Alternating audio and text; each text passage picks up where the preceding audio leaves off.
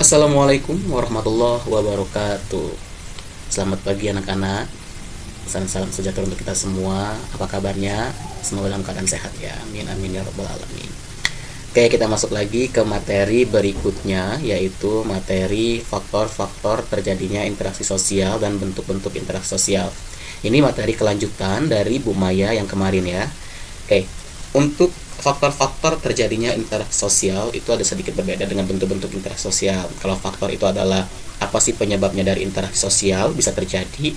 Kalau bentuk-bentuk interaksi sosial itu adalah bagaimana bentuk-bentuk atau perilaku-perilaku dan interaksi sosial tersebut. Oke, kita lanjutkan yang pertama. Adapun faktor-faktor terjadinya interaksi sosial. Yang pertama ada imitasi, yang kedua ada sugesti, yang ketiga ada identifikasi, yang keempat ada motivasi, yang kelima ada simpati. Oke, kita bahas yang pertama. Imitasi. Apa yang dimaksud dengan imitasi? Imitasi adalah proses tindakan meniru orang lain, baik melalui sikap, tindakan, atau tingkah laku dan penampilan fisik seseorang. Nah, imitasi ini dibedakan menjadi dua. Ada imitasi positif, ada imitasi negatif. Oke, kita bahas yang pertama. Ada imitasi positif. Kalau imitasi positif itu maksudnya seperti apa? Imitasi positif adalah di mana dia meniru ya yang dilakukan oleh seseorang atau kelompok lain berdasarkan nilai atau norma yang di mana tindakan itu adalah pencapaian untuk keberhasilan dari seseorang tersebut. Misalkan seperti ini. Bapak ingin menjadi seperti Atta Halilintar. Itu imitasi. Gimana ya caranya gitu loh. Atta Halilintar itu adalah kaya banget gitu kan, orang yang paling kaya gitu, dengan YouTuber yang paling banyak subscribernya. Nah, Bapak tuh bagaimana caranya? Nah, Bapak tuh ingin mengimitasi hal positif dari dia, yaitu membuat akun YouTube, membuat vlogger, sehingga nanti juga bisa menghasilkan uang. Itu imitasi positif. Nah, kalau imitasi negatif atau negative imitation itu dimana meniru yang bertentangan dengan nilai dan norma dan melemahkan daya kreasi orang. Jadi seperti ini. Orang membuat dalam artian suatu karya, kemudian kita juga ingin membuat suatu karya itu mencontoh dari karya orang, tetapi kita adalah menjiplak ya atau menduplikat dari karya orang tersebut. Nah, pada saat kita menduplikat ternyata karya kita yang lebih banyak digemari orang, sedangkan karya orang itu malah redup. Nah, itu salah, yaitu imitasi yang negatif atau negatif imitation. Oke, kita lanjut. Yang kedua ada sugesti. Apa sih yang dimaksud dengan sugesti? Sugesti merupakan pemberian suatu pandangan atau pengaruh dari seseorang atau kelompok melalui cara-cara tertentu. Nah, sehingga orang-orang yang dituju dapat mengikuti pandangan tersebut tanpa melakukan pertimbangan. Kalau kalian mendengar kata sugesti, pasti kalian langsung ngenyak ke paranormal, ya, pasti langsung ke magic gitu ya. Jadi ilmu-ilmu dalam artian bisa buat mempengaruhi orang lain. Nah, sebenarnya sugesti itu seperti ini. Sugesti adalah dimana kita memberikan suatu acuan, kemudian suatu contoh, suatu gerakan, kemudian orang yang melihat kita, mereka akan tertarik dan mereka akan melakukan atau memberikan suatu tindakan yang dimana mereka ingin mendapatkan dari sugesti kita tersebut. Ini contohnya dari sebelah. Contohnya ini ada di mana iklan perempuan yang sedang lagi makan Magnum, es krim Magnum, kemudian ada anak-anak kecil yang mereka sedang nonton. Nah, anak-anak kecil ini jadi ingin memakan Magnum itu karena pakainya sepertinya nikmat sekali apa yang dicontohkan oleh iklan itu. Jadi dia kepengenan. Ini bukan sponsor ya. Lanjut. Yang kedua ada identifikasi. Nah, kalau identifikasi itu merupakan kecenderungan atau keinginan dalam diri seseorang untuk menjadi sama dengan pihak lain. Nah, ini identifikasi. Identifikasi ini dia ingin mencontoh orang itu secara detail, baik dari pakaiannya, rambutnya, alisnya, hidungnya, pengen persis banget seperti apa yang dia ingin contoh. Nah, ini ada contohnya sebelah. Jadi dia ini seorang sepertinya fans banget dengan Superman. Kemudian dia ingin mencontoh bagaimana bentuk dari Superman itu, dari gaya rambutnya seperti Superman ya, kemudian memakai seragamnya juga. Jadi benar-benar dia ingin mencontoh seperti Superman itu secara detail atau identifikasi. Lanjut, ini ada motivasi.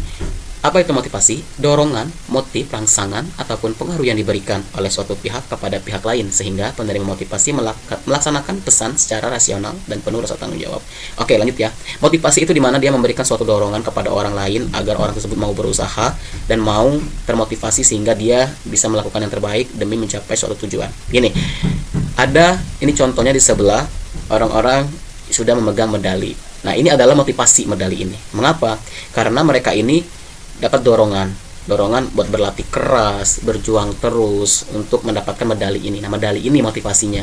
Biar mereka mendapatkan medali ini, mereka akan lebih semangat lagi dalam latihan, sehingga pada saat mereka latihan mereka tidak akan bermain-main. Lanjut. Simpati. Simpati merupakan kepada orang lain sehingga mampu merasakan perasaan orang lain. Nah, kalau simpati ini dimana contohnya seperti ini. Kita mempunyai rasa ibah kepada orang, kita mempunyai rasa kasihan kepada orang sehingga kita ingin membantunya. Contohnya seperti ini, bapak ini ingin memberikan sedikit rezeki makanannya kepada anak yang mungkin sedang ngamen ini ya, atau anak yang lagi di jalan gitu loh.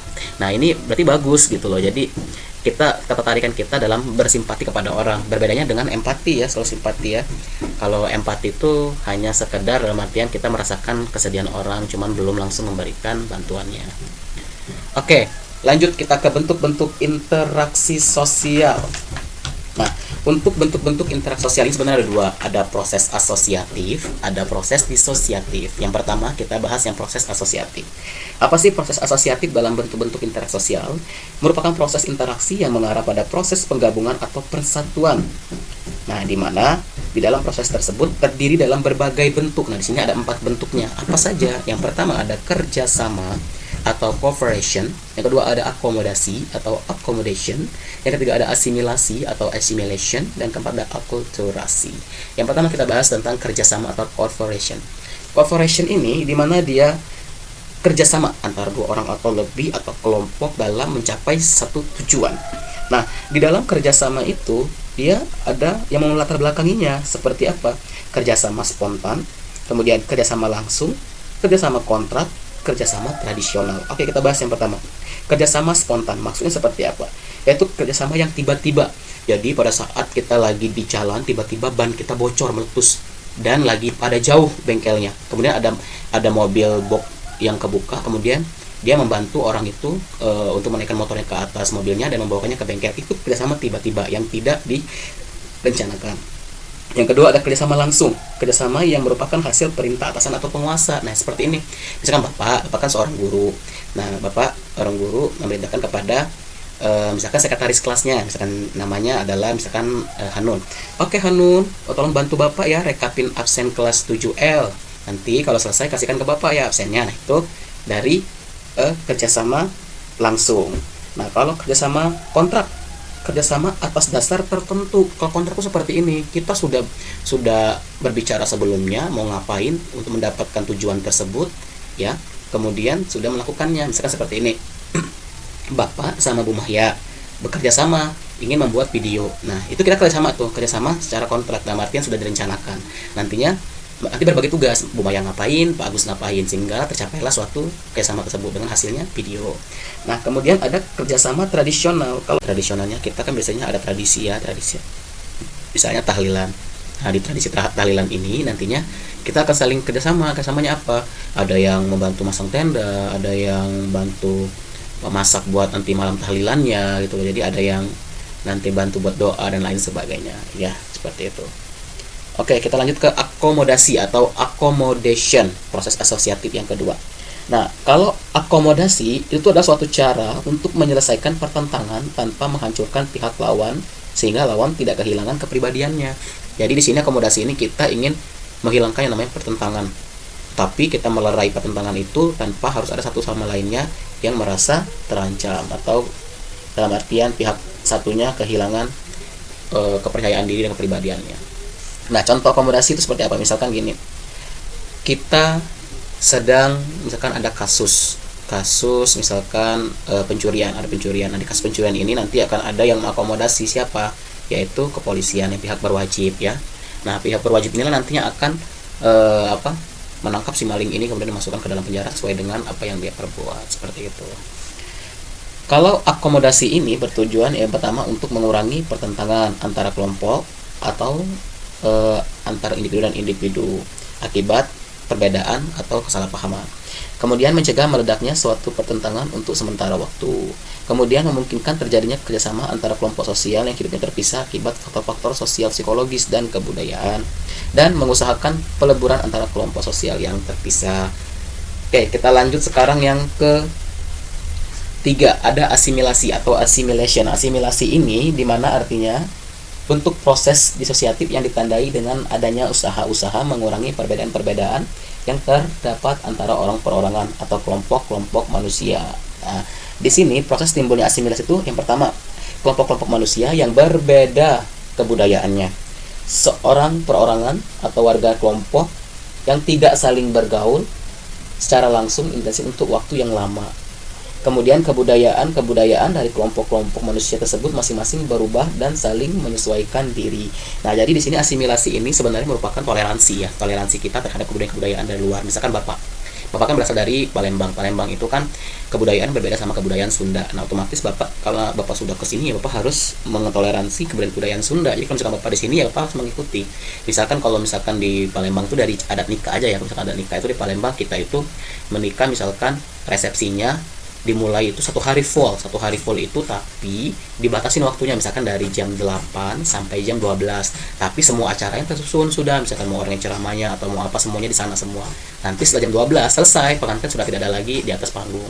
Berbeda sama ada Sunda kan, kalau Sunda mah kan dari jam 7 sampai malam juga gitu ya, jadi sampai maghrib juga masih ada gitu kan orang-orang yang berdatangan. Berbeda sama di Palembang. Itu jadi Bapak harus mentoleransi, kita harus tahu. Kemudian ada akulturasi. Nah, kalau akulturasi itu proses sosial yang timbul apabila suatu kelompok masyarakat dengan suatu kebudayaan tertentu dihadapkan dengan unsur-unsur dari suatu kebudayaan asing sedemikian rupa sehingga lambat laun unsur-unsur kebudayaan asing itu akan diterima dan diolah dalam kebudayaan sendiri. Misalkan seperti ini.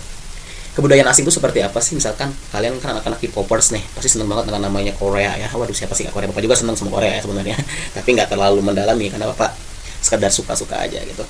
Nah, jadi di situ kan akulturasinya apa? Jadi Bapak tuh menerima kebudayaan Korea yang masuk ke Indonesia gitu. Misalkan dari cara alunan musik mereka gitu ya. Musik mereka kan yang enak gitu dengan nada yang enak walaupun Bapak nggak ngerti ya mereka ngomong apa, tapi enak aja didengar gitu. Nah, itu kan kebudayaannya. Kemudian ada kebudayaan Korea tuh yang masuk ke kita. Misalkan kalau manggil gitu kan berbeda sama kita ya. Kalau kita kan manggilnya kan abang, emas gitu. Kalau kalian kan K-popers itu suka manggilnya oppa gitu ya. Oppa gitu. Ada. Jadi seperti itu ya. Jadi kebudayaan Korea suka masuk ke sini gitu dan bahasa-bahasanya pun gitu ya. Jadi yang kita tidak tahu awalnya jadi tahu akibat akulturasi ini masuknya kebudayaan asing ke daerah Indonesia. Oke, next ya. Bentuk-bentuk interaksi sosial, proses disosiatif. Nah, kalau proses disosiatif ini persaingan, competition, kemudian kontroversi dan pertentangan. Yang pertama ada persaingan. Persaingan itu suatu proses sosial ketika individu atau kelompok manusia yang bersaing mencari keuntungan melalui bidang-bidang kehidupan. Oke, seperti ini. Persaingan, competition. Siapa sih yang tidak mau bersaing dalam mendapatkan suatu kesuksesan gitu ya. Nah, kalian pengen sukses ya kalian harus bersaing, tetapi bersaing secara sehat, kompetisi secara sehat. Misalkan ada dua perusahaan yang ingin sama-sama maju dalam bidang misalkan IT. Satu perusahaan ini misalkan mengembangkan dalam bidang software, sedangkan satu perusahaan ini berbidang dalam hardware. Nah, dalam dua persaingan ini yang kemudian nantinya akan bisa memperlihatkan mana sih yang benar-benar lebih dominan dari kedua perusahaan ini. Apakah hardware, apakah software? Atau misalkan gini aja nih, misalkan kita balik ke K-popers lagi. Misalkan ada dua agensi Korea, ada SM Entertainment sama misalkan YG Entertainment. Oke, misalkan YG sama SM, wah ini berbeda gitu ya. Misalkan, wah SM ini artisnya gini loh, banyak visual yang cantik-cantiknya gitu, banyak yang ganteng-gantengnya. Kalau di YG ini, wah ini banyak yang swag-swagnya, banyak yang imut-imutnya gitu ya. Nah, jadi di sini persaingan, mana sih yang bakal diminati oleh orang-orang, apakah yang imut dan swag atau lebih ke yang cantik-cantik dominan gitu asli Korea, seperti itu ya. Kemudian ada kontroversi. Kalau kontroversi itu apa? Kontroversi itu merupakan pertentangan di mana kondisi saat pribadi maupun kelompok menyadari adanya perbedaan. Nah, perbedaan seperti apa? Misalkan perbedaan antar individu, perbedaan kebudayaan, perbedaan kepentingan, perbedaan sosial. Nah, di mana perbedaan ini yang menyebabkan suatu kontroversi gitu loh. Nah, kontroversi ini harusnya bisa diredahkan gitu. Dan adanya apa? Akomodasi tadi. Pintar ya. Lanjut, kita ke pertentangan atau konflik. Pertentangan atau konflik di mana pertentangan ini dilakukan akibat ada pertentangan pribadi, pertentangan rasial, pertentangan antar kelas, pertentangan politik, kemudian pertentangan yang bersifat internasional.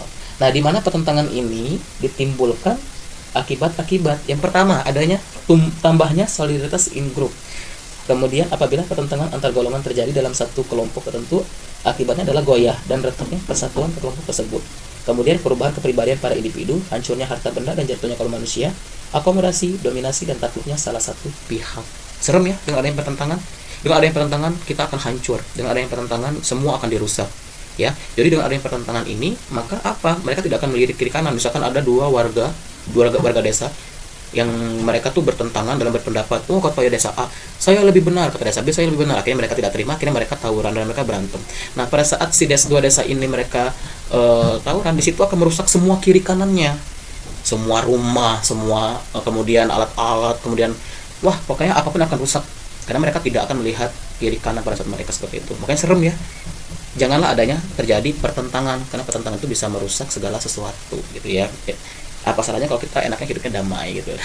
Makanya interaksi sosial itu yang proses disosiatif ini kalau bisa yang positif saja, persaingan secara sehat, kontroversi secara akomodasi, dan pertentangan secara secara akal atau logika, dimana pertentangan secara logika itu lebih baik gitu, jadi tidak akan menghancurkan kiri kanan gitu ya, karena pertentangan juga bisa memecah belah suatu bangsa, kemudian pertentangan juga bisa merusak segala suatu fasilitas yang ada. Ya itu aja yang dapat Bapak sampaikan dari bentuk-bentuk interaksi sosial. Oke, gracias, arigato. Thank you dan terima kasih sudah mendengarkan materi dari Bapak. Semoga bisa diambil poin-poin pentingnya.